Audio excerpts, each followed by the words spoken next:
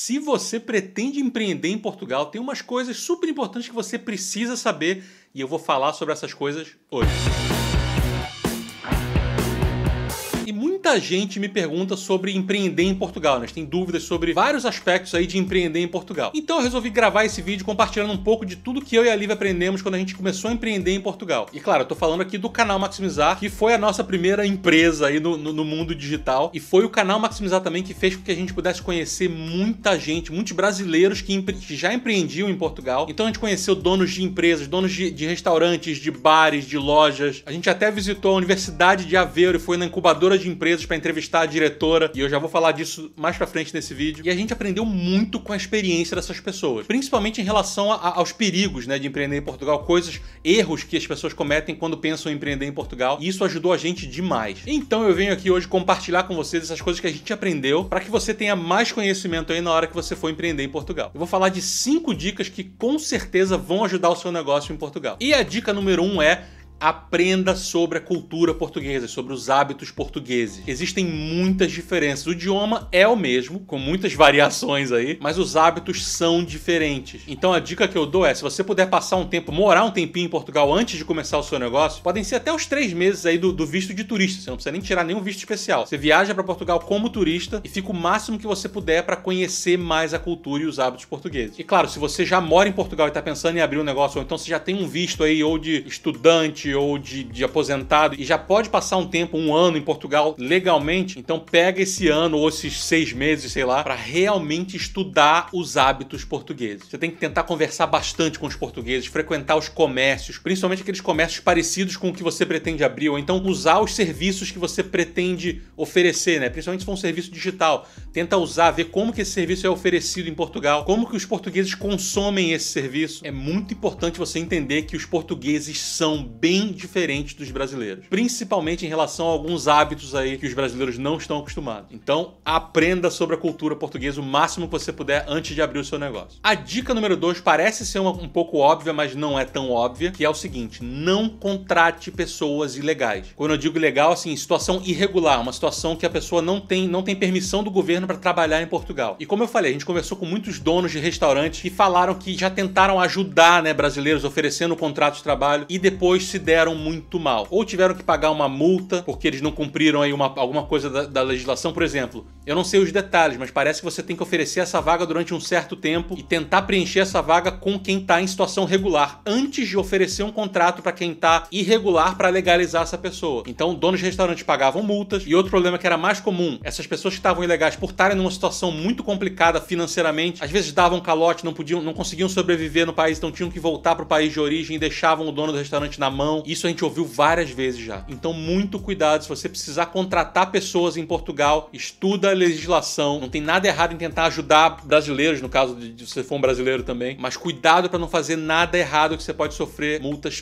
pesadas aí no seu negócio. Dica número 3: quando iniciar o seu negócio? Quando que é o melhor momento para você começar o seu negócio em Portugal? Claro que aí vai depender muito do tipo de negócio que você está abrindo, mas uma coisa eu posso te dizer: se for relacionado ao turismo de alguma forma, muito cuidado com a época que você vai abrir. Principalmente se for numa cidade menor, se não for Porto ou Lisboa, porque tem cidades em Portugal que ficam praticamente mortas para o turismo durante o ano, só ficam bem cheias mesmo durante o verão. Então estuda bem o local onde você pretende abrir a sua empresa física, ou onde você pretende oferecer esse serviço que você vai oferecer, e ver se a melhor época é no verão, porque no verão a gente sabe que Portugal inteiro tá assim se movimentando. Esse parece ser um detalhe, mas pode ser a diferença entre o seu negócio dar certo e dar errado. Então pesquisa aí época do ano, como é que é essa cidade aí que você pretende começar o seu negócio em relação às épocas do ano, porque as estações do ano em Portugal são muito bem definidas. Então, por exemplo, fora do verão, dificilmente as pessoas frequentam praia, a não ser que seja bem no sul de Portugal, no Algarve. Então você tem que conhecer, aí mais uma vez, né, como o seu público-alvo se comporta em relação aí à época do ano, para saber a melhor época, a época ideal para você começar o seu negócio em Portugal. Dica número 4: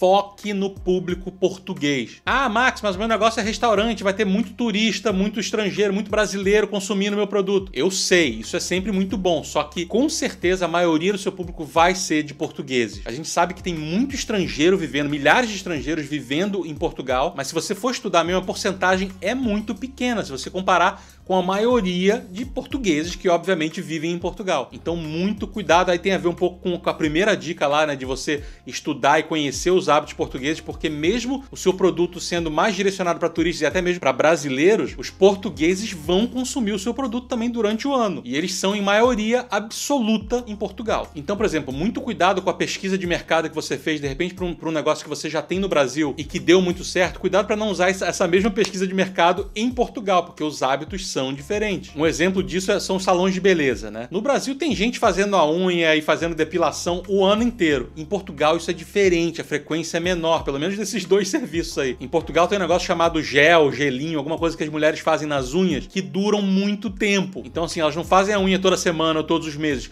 Demora mais, é mais espaçado isso. Depilação, então, nem se fala. Tem muita mulher que só se depila pra ir à praia e só dá pra ir à praia no verão. Então, a frequência desse tipo de serviço também é menor em Portugal. Isso é só um exemplo aí bem pequeno que mostra que a pesquisa de mercado tem que ser local, tem que ser em Portugal. Eu sei que isso pode ser óbvio pra muita gente, mas pode ser que não. Então, toma esse cuidado. A dica número 5 é pra quem vai investir em tecnologia, pra quem vai investir aí em alguma coisa na área de TI, né? Ou então vai em marketing digital ou oferecendo serviços digitais. Enfim, que esteja ligado da TI de algum jeito. E a dica é: procure alguma incubadora de empresa, tem várias espalhadas por Portugal. A gente foi até a Universidade de Aveiro para entrevistar a diretora da incubadora de empresas da Universidade de Aveiro. E ela contou aí como é que funciona aí abrir uma empresa ou como é que você entra em contato para tirar dúvidas, como é que é o processo seletivo. A gente entrevistou também 2 brasileiros que falaram do processo deles através da incubadora de empresas e de todas as vantagens de começar o seu negócio com uma incubadora de empresas. Existe muito suporte para quem está começando a empreender em Portugal e essas incubadoras de empresas oferecem muita coisa, muita ajuda. Para vocês terem uma ideia, até para alugar apartamento eles ajudam. Então, se você ainda não assistiu os nossos vídeos lá na incubadora de empresas de Aveiro, clica aqui, não deixa de assistir, tem lá um passo a passo, fala de tipos de visto, processo seletivo, tudo isso tá nesses vídeos aí, não deixa de assistir se for a tua área. Espero que esse vídeo tenha ajudado, grande abraço, beijos,